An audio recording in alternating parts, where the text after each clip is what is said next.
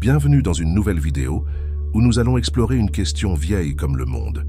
Comment l'amour se transforme-t-il au fil des années?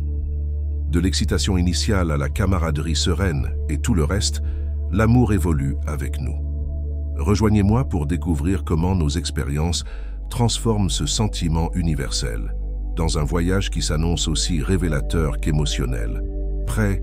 Allons-y. La découverte de l'amour.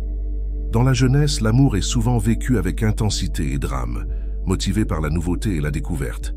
Les stoïciens, comme Sénèque ou Épictète, nous conseilleraient de pratiquer la modération émotionnelle, en apprenant à apprécier la beauté de ces premières expériences amoureuses sans se laisser emporter par une passion incontrôlée. Imaginons deux adolescents, Pedro et Lucia, dont le premier baiser est plein d'émotions.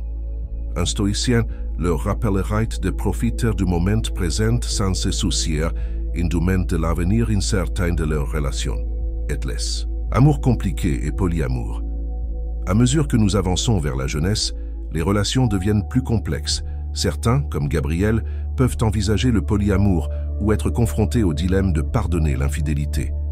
Du point de vue stoïcien, la clé est d'avoir une compréhension claire de nos propres valeurs et désirs.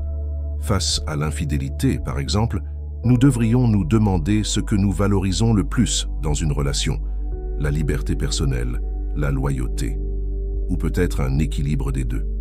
Dans le cas de l'exploration des relations polyamoureuses, les stoïciens nous exhortent à pratiquer l'honnêteté et une communication ouverte, en veillant à ce que nos actions correspondent à notre caractère et à nos principes, et un amour profond et durable.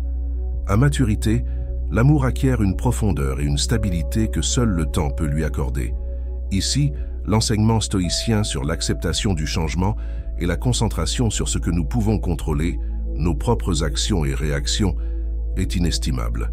Imaginons Anna et José, mariés depuis des décennies, confrontés ensemble aux défis de la santé et de la vieillesse.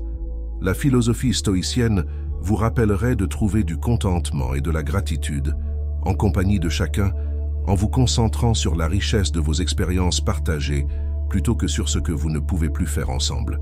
Finalement, maintenir la connexion. L'amour à distance, un phénomène de plus en plus courant, présente ses propres défis. Les stoïciens, toujours pragmatiques, nous conseilleraient de cultiver la patience et la résilience en nous concentrant sur le maintien du lien émotionnel par la communication. Pour Sarah et Miguel, séparés par des kilomètres mais unis par l'amour, les moments qu'ils passent ensemble, virtuellement ou lors de rares visites, sont des trésors qu'il convient d'apprécier sans inquiétude quant à l'avenir. Et ainsi, nous avons voyagé dans le temps pour voir comment l'amour se transforme, grandit et s'approfondit au fil des années. De l'étincelle initiale à la flamme constante qui illumine la maturité, l'amour évolue avec nous, s'adaptant à chaque étape de notre vie. Souvenez-vous, l'important n'est pas comment l'amour commence, mais comment nous en prenons soin pour qu'il dure. Merci de nous rejoindre dans ce voyage émotionnel. À bientôt dans la prochaine vidéo. Citation du jour, l'amour ne vieillit pas, il se renouvelle à chaque lever du soleil.